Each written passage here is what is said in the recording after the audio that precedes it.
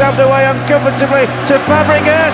Surely now, Spain have won the World Cup for the first time in history.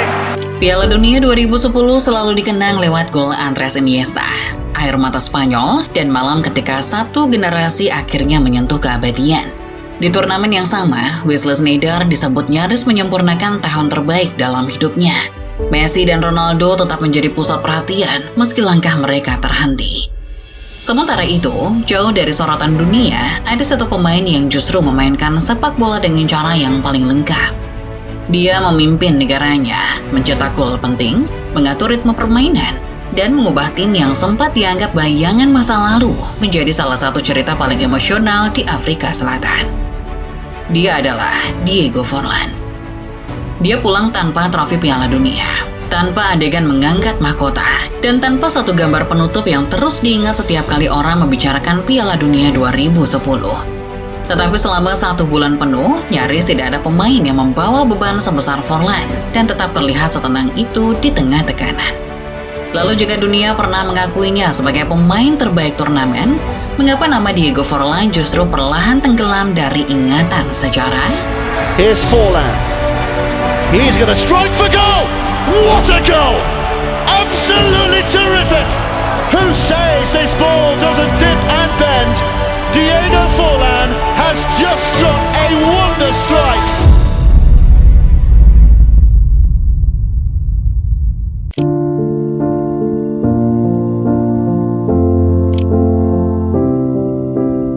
Sebelum Piala Dunia 2010 dimulai, dunia sudah punya tokoh utama. Spanyol datang sebagai wajah sepak bola modern. Xavi, Iniesta, Villa, Casillas.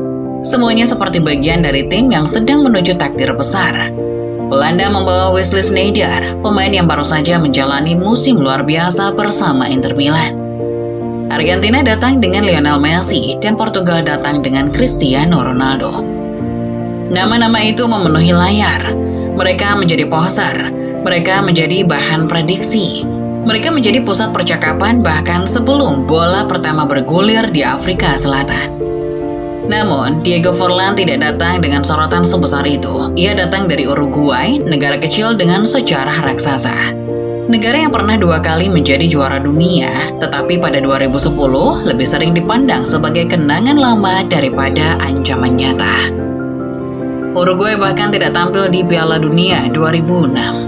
Tapi ketika mereka kembali 4 tahun kemudian, dunia tidak benar-benar menyiapkan panggung utama untuk mereka. Dan Forlán berdiri di tengah situasi itu, bukan sebagai anak muda ajaib, bukan sebagai wajah baru sepak bola dunia.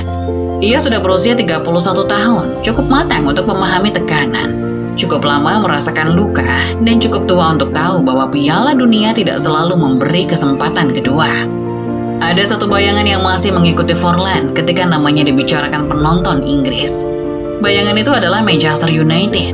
Di sana, ia pernah datang dengan harapan besar, tetapi pergi tanpa benar-benar dianggap berhasil. Catatannya 17 gol dari 98 penampilan, angka yang tidak buruk untuk sebagian pemain. Tapi bagi striker asing yang bermain di klub sebesar United, angka itu jauh dari pemain bintang United di era sebelumnya. Ia pernah menjadi bahan lelucon, pernah dianggap tidak cukup tajam, dan pernah dipandang sebagai pemain yang gagal. Namun, sepak bola Forlán tidak terhenti di Old Trafford. Justru setelah meninggalkan Inggris, ia menemukan permainannya di Spanyol. Bersama Villarreal atau Atletico Madrid, Forlán berubah dari striker yang diragukan menjadi penyerang yang lengkap. Ia bukan hanya bisa mencetak gol, ia bisa menembak dari 2 kaki, bisa turun menjemput bola, bisa membaca ruang, dan bisa menghidupkan serangan dari area yang tidak selalu terlihat. Beberapa minggu sebelum Piala Dunia 2010, ia bahkan memberi bukti besar di Eropa. Atletico Madrid menjuarai Liga Eropa, dan Forlán mencetak 2 gol di final melawan Fulham. Itu bukan momen kecil, itu tanda bahwa ia datang ke Afrika Selatan bukan sebagai pemain yang mencari bentuk. Ia datang sebagai pemain yang sedang berada di titik paling matang dalam karirnya. Tapi tetap saja, narasi dunia tidak bergerak ke arahnya. Karena begitulah Piala Dunia bekerja. Kadang bukan pemain terbaik yang mendapat panggung terbesar sejak awal. Kadang yang mendapat sorotan adalah negara paling kuat, klub paling terkenal, atau nama yang paling mudah dijual. Forlan tidak punya semua itu dalam ukuran yang sama. Uruguay pun datang dengan wajah yang berbeda, tapi Uruguay datang dengan cara lama yang keras kepala, disiplin, rapat, berani menderita, dan menunggu waktu yang tepat untuk menyerang. Di dalam tim seperti itu, Forlan bukan sekedar striker, ia menjadi titik tenang. Ketika permainan terlalu cepat, ia melambatkan. Ketika Uruguay butuh arah, ia membuka jalur. Ketika bola mati datang, semua mata mencari kaki kanannya. Bertahun-tahun kemudian, Forlan pernah mengatakan kepada FIFA bahwa Piala Dunia 2010 adalah pengalaman yang tidak ia tukar dengan kesempatan apapun. Kalimat itu terasa sederhana, tapi di dalamnya ada sesuatu yang sangat dalam. Karena bagi Forlan, turnamen itu bukan hanya soal gol. Itu adalah puncak dari semua perjalanan yang pernah meragukannya. Dari pemain yang sempat dicap gagal di Inggris, menjadi pemimpin sebuah negara kecil di panggung terbesar dunia. Dan dari sosok yang tidak dijadikan tokoh utama, menjadi pemain yang perlahan membuat turnamen itu bergerak ke arahnya. Pada awalnya, Piala Dunia 2010 tidak disiapkan untuk Diego Forlan. Panggungnya terlalu ramai. Ceritanya sudah seperti ditulis untuk negara-negara besar, nama-nama bintang besar, atau nama-nama lain yang mudah dijual kepada dunia. Tapi sepak bola selalu punya ruang untuk membelokkan naskah. Dan di Afrika Selatan, Forlan mulai melakukan sesuatu yang lebih besar dari sekedar mencetak gol. Ia mulai menjadi sistem. Pertanyaannya, bagaimana seorang striker yang datang tanpa sorotan terbesar bisa berubah menjadi pusat napas Uruguay selama 1 bulan penuh? Diego Forlan, the coolest head of them all. Here he comes. It's 2-0. It's Uruguay. It's Forlan.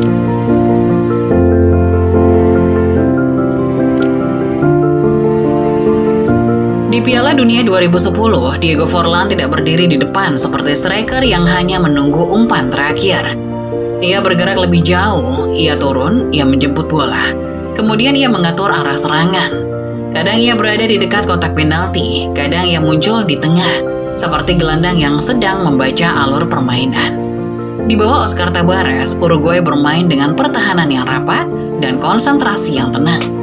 Mereka tidak selalu menguasai bola, mereka tidak selalu mendominasi serangan. Tapi mereka tahu bagaimana cara bertahan, menunggu celah, lalu menyerang ketika lawan mulai lengah. Dalam pola seperti itu, Forlan menjadi penghubung. Luis Suarez memberi tusukan, Edinson Cavani memberi tenaga dan pengorbanan. Forlan membuat serangan Uruguay tidak hanya bergantung pada kecepatan atau duel fisik. Ia memberi Uruguay kontrol permainan di sepertiga akhir lapangan. Ketika bola sampai kepadanya, permainan terasa punya arah. Ia bisa memantulkan bola satu sentuhan, bisa melepas umpan ke ruang kosong, bisa menarik bek lawan keluar dari posisinya, bisa menahan bola beberapa detik agar pemain lain naik membantu. Forlan juga punya kelebihan yang membuatnya sulit dibaca. Ia bisa menembak dengan 2 kakinya. Ia selalu nyaman di luar kotak penalti. Ia berbahaya saat bola mati. Inilah yang membuat performa terasa lengkap. Ia bukan hanya menyelesaikan serangan, ia juga ikut membangun alasan mengapa serangan itu bisa lahir. Peran Cavani juga penting dalam cerita ini. Banyak orang mengingat Cavani sebagai striker murni, tapi pada turnamen itu, ia sering harus melebar. Ia berkorban agar Suarez dan Forlan bisa menempati area tengah. Dari luar, itu mungkin terlihat sederhana, tapi secara taktik, pengorbanan Cavani memberi ruang bagi Forlan untuk bergerak lebih bebas. Trio itu kemudian mencetak 9 gol untuk Uruguay di turnamen tersebut. 5 diantaranya datang dari Forlan. Namun lagi-lagi, kekuatan Forlan bukan hanya pada bola yang masuk ke gawang. Kekuatan terbesarnya ada pada cara ia membuat Uruguay percaya bahwa mereka selalu punya jalan keluar. Itu sebabnya Uruguay bisa berjalan sejauh itu. Mereka bisa berdiri hingga semifinal, dan ini untuk pertama kalinya sejak semifinal Piala Dunia 1970. Bagi negara seperti Uruguay, itu bukan sekedar pencapaian luar biasa. Itu seperti mengembalikan kejayaan yang dulu pernah didapat. Tapi pada 2010, kejayaan itu sudah terlalu jauh untuk disentuh generasi baru. Dan Forlan tidak hanya membawa Uruguay menang, ia membantu sebuah negara kecil merasa besar lagi, walau hanya selama 1 bulan. Dan mungkin disitulah letak keindahan performanya. Ia tidak bermain seperti superstar yang memaksa semua orang melihat dirinya. Ia bermain seperti pemimpin yang membuat semua orang di sekitarnya menjadi lebih yakin. Tapi, sebuah sistem tetap membutuhkan momen untuk dikenang. Dan Forlan tidak hanya memberi Uruguay struktur, ia memberi mereka gol-gol yang bentuknya berbeda, tekanannya berbeda, dan maknanya juga berbeda. Lalu, dari gol-gol itu, mana yang sebenarnya membuat dunia mulai sadar bahwa Forlan sedang memainkan turnamen yang tidak biasa? Diego Forlan, a crucial moment in the match for Uruguay. Goal Forlan, clinically struck, and that's what makes him such a dangerous player.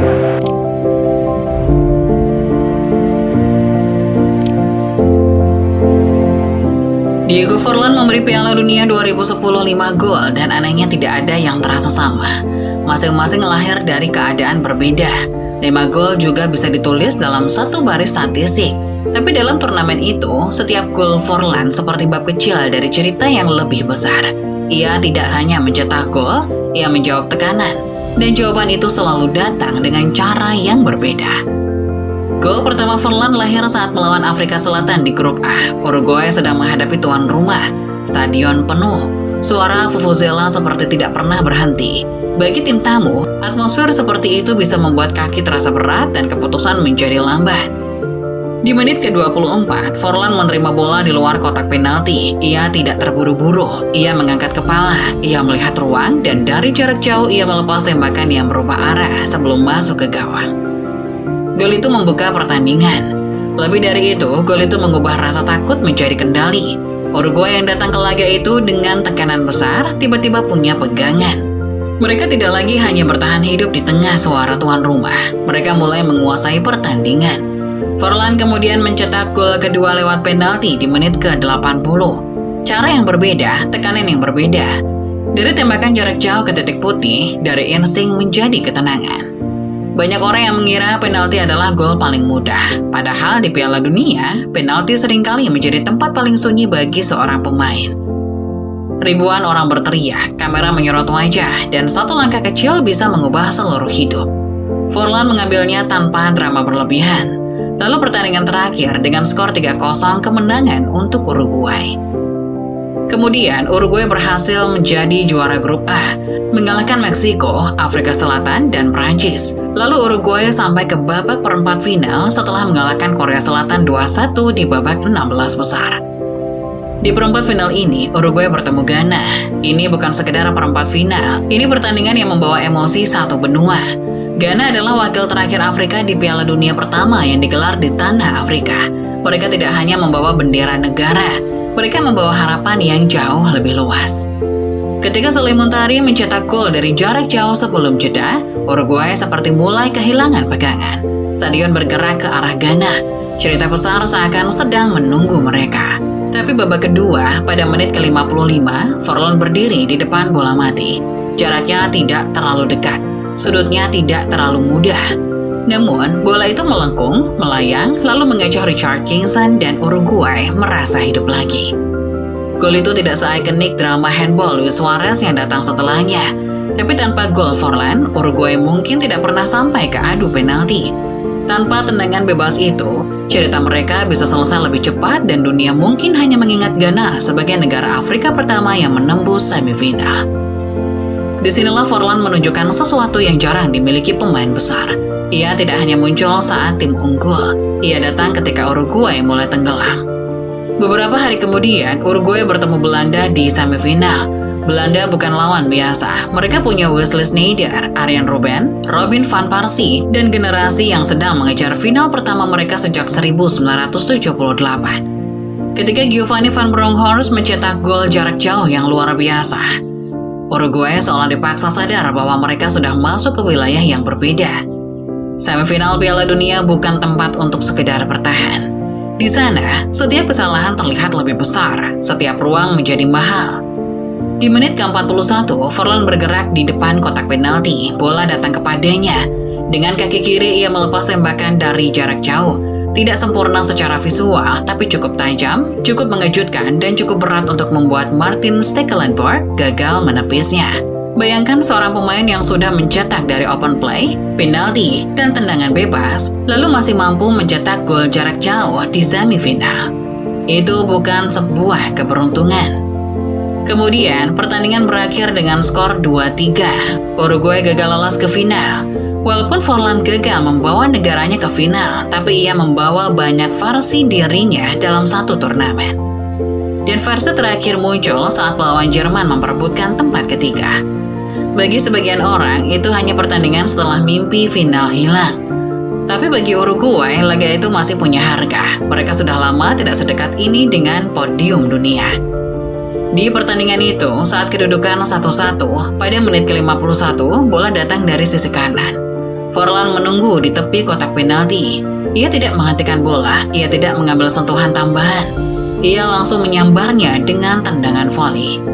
Bola memantul ke tanah, lalu naik melewati kiper Jerman. Gol itu indah karena terlihat sederhana, padahal sulit.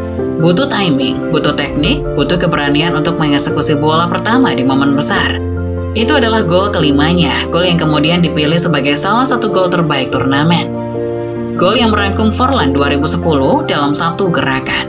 Elegan, tajam, dingin, dan penuh kendali. Namun, kisahnya belum selesai. Di menit terakhir pertandingan itu, Uruguay mendapat tendangan bebas. Forlan berdiri lagi di belakang bola. Jika bola masuk, Uruguay menyamakan skor. Jika bola masuk, mungkin laga berlanjut. Dan jika bola itu masuk, mungkin cerita kecil tentang tempat ketiga berubah menjadi akhir yang lebih dramatis. Forlan menembak, bola mengenai Misar, dan mungkin disitulah Forlan terasa begitu manusiawi. Ia hampir sempurna, tapi tidak diberi akhir yang sempurna. Ia melakukan begitu banyak hal, tapi secara tetap memberinya jarak beberapa sentimeter dari penutup yang lebih abadi. 5 gol Forlan bukan 5 angka yang berdiri sejajar.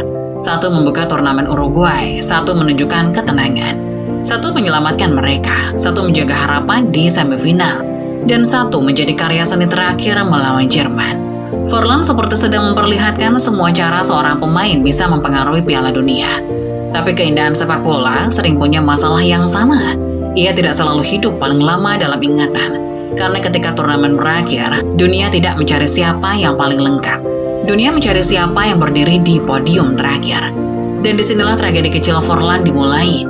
Bagaimana mungkin pemain terbaik turnamen, pencetak 5 gol, dan pemilik salah satu gol terindah Piala Dunia 2010 justru kalah dari satu gambar yang terlihat di final. Checks into a shooting position. Forlan with a cracking equaliser for Uruguay.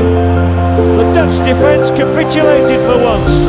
There aren't many better around than Diego Forlan to take advantage.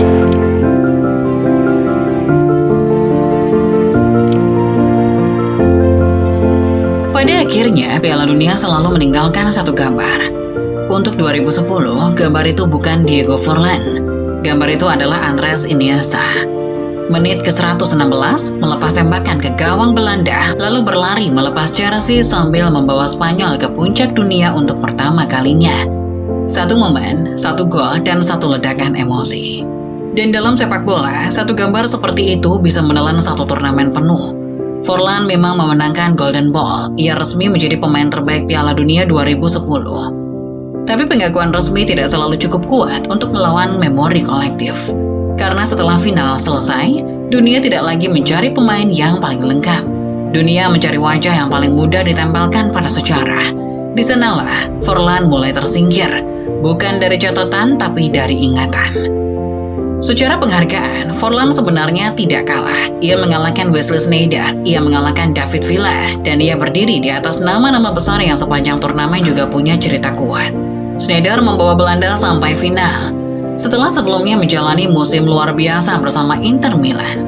Villa menjadi mesin gol Spanyol, tim yang akhirnya menjadi juara. Boller menjadi top skor resmi turnamen. Messi dan Ronaldo tetap menjadi pusat percakapan. Bahkan ketika Piala Dunia mereka tidak sekuat ekspektasi.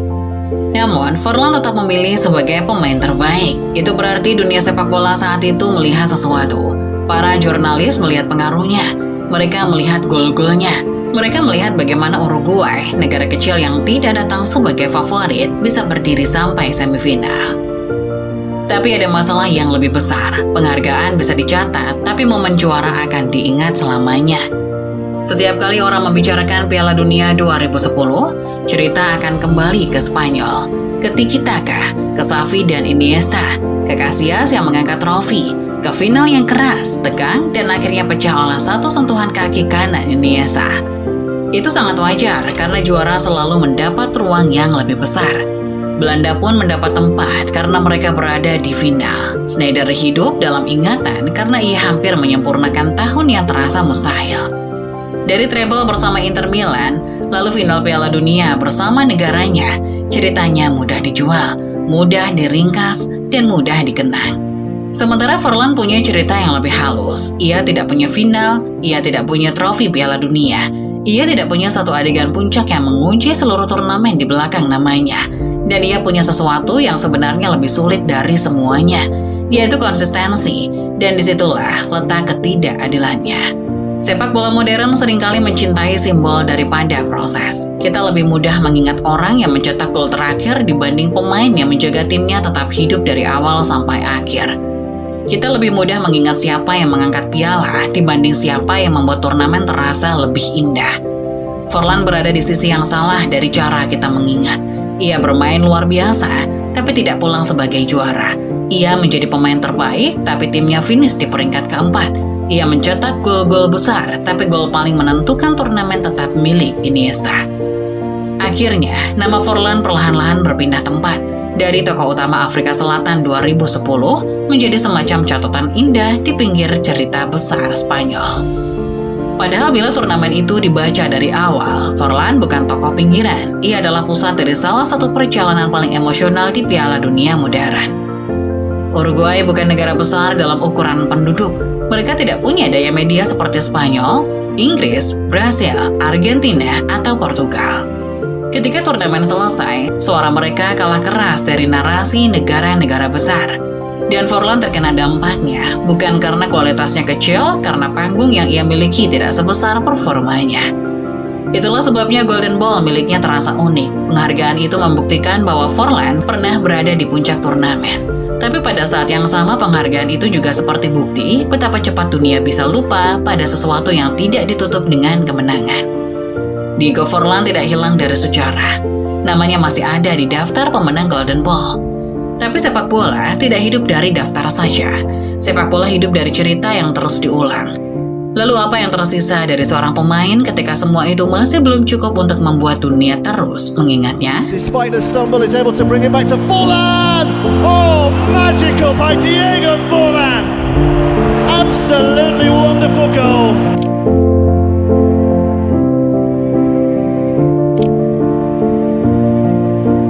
Diego Forlan meninggalkan Afrika Selatan tanpa Piala Dunia. Tidak ada adegan ia berdiri di podium terakhir, tidak ada foto dirinya mengangkat trofi emas, tidak ada malam ketika seluruh dunia memusatkan kamera hanya kepada Uruguay. Dalam sejarah yang ditulis oleh pemenang, itu masalah besar. Forlan hanya membawa pulang sesuatu yang lebih sulit. Pengakuan sebagai pemain terbaik turnamen, dan sebuah warisan yang anehnya justru perlu diselesaikan ulang agar orang sadar betapa besarnya dirinya. Disinilah kisah Forlan terasa berbeda. Ia tidak butuh narasi bahwa dirinya pemain terbaik sepanjang masa. Itu bukan inti cerita ini. Yang perlu dipahami adalah satu hal. Selama 1 bulan di Afrika Selatan, Forlan memainkan sepak bola dengan kelengkapan yang jarang muncul dalam turnamen. Untuk negara seperti Uruguay, momen ini bukan hal kecil. Mereka pernah menjadi raksasa pada masa lalu. Tetapi pada 2010, kejayaan itu terasa seperti cerita lama dari generasi yang berbeda. Forlan membantu menghubungkan masa lalu itu dengan masa sekarang. Ia membawa Uruguay ke semifinal pertama mereka sejak 1970. 40 tahun adalah waktu yang panjang dalam sepak bola. Cukup panjang untuk membuat kejayaan berubah menjadi dongeng. Cukup panjang untuk membuat generasi baru hanya mengenal masa emas lewat cerita ayah dan kakek mereka. Lalu tiba-tiba di Afrika Selatan, Uruguay kembali berdiri di antara 4 tim terbaik dunia. Dan Forlan menjadi wajah dari kebangkitan itu. Bukan wajah yang paling glamor, bukan wajah yang paling ramai dibicarakan, tapi wajah yang paling tenang ketika negaranya membutuhkan harapan. Kisah itu bahkan tidak berhenti pada 2010. Setahun kemudian Uruguay menjuarai Copa America 2011. Forlan mencetak 2 gol di final melawan Paraguay, dan Uruguay menjadi Raja Amerika Selatan. Momen itu penting karena memberi konteks pada Piala Dunia 2010. Afrika Selatan bukan kebetulan. Itu awal dari masa ketika Uruguay, negara kecil dengan penduduk jauh lebih sedikit dibanding raksasa sepak bola lain, kembali dihormati. Mereka tidak hanya hidup dari nostalgia 1930 dan 1950. Mereka punya generasi baru. Mereka punya Suarez. Mereka punya Cavani. Mereka punya Tabares. Dan sebelum semua itu benar-benar matang, mereka punya Forlan sebagai pusatnya. Namun dalam ingatan dunia, cerita ini tetap tidak selalu mendapat tempat yang layak karena Forlan tidak punya akhir yang sempurna. Tapi mungkin justru di sanalah letak keindahannya. Forlan 2010 tidak terasa besar karena ia memenangkan segalanya. Ia terasa besar karena ia hampir membawa segalanya sendirian dengan cara yang tetap elegan, tetap dewasa, dan tetap manusiawi. Ia tidak memaksa dunia mencintainya. Ia hanya bermain seolah setiap pertandingan adalah kesempatan terakhir untuk membuktikan bahwa karir yang pernah diragukan bisa berakhir dengan keindahan. Keraguan, kegagalan, kebangkitan, keindahan, dan ketenangan. Semua itu berkumpul dalam satu turnamen. Maka ketika orang bertanya, mengapa performa Diego Forlan pada Piala Dunia 2010 terlupakan? Jawabannya bukan karena performa itu kurang besar. Justru karena kebesarannya tidak mudah diringkas. Ia tidak bisa dijelaskan hanya dengan satu gol final. Tidak cukup dengan satu selebrasi. Tidak selesai dengan satu trofi. Dan sesuatu yang butuh penjelasan panjang sering kalah dari sesuatu yang bisa diingat dalam satu gambar. Diego Forlan mungkin tidak pernah mengangkat Piala Dunia. Tapi tidak semua mahakarya membutuhkan mahkota. Ada pemain yang menjadi abadi karena menang. Dan ada yang hidup dalam sejarah karena satu gol yang diingat selamanya. Tapi Forlan berbeda. Ia meninggalkan Piala Dunia 2010 dengan bukti bahwa seorang pemain bisa kalah, namun tetap menjadi sosok paling lengkap di turnamen itu. Ia bisa pulang tanpa trofi besar, namun tetap membawa sesuatu yang tidak semua juara miliki. Rasa kagum yang semakin terasa ketika kita mengingatnya kembali. Karena kadang, sepak bola tidak hanya meminta kita mengingat siapa yang berdiri paling tinggi, tetapi kadang sepak bola meminta kita menoleh ke pemain yang hampir dilupakan, lalu sadar bahwa di sanalah salah satu karya terbaik pernah terjadi. Dan Diego Forlan di Afrika Selatan 2010 adalah salah satunya.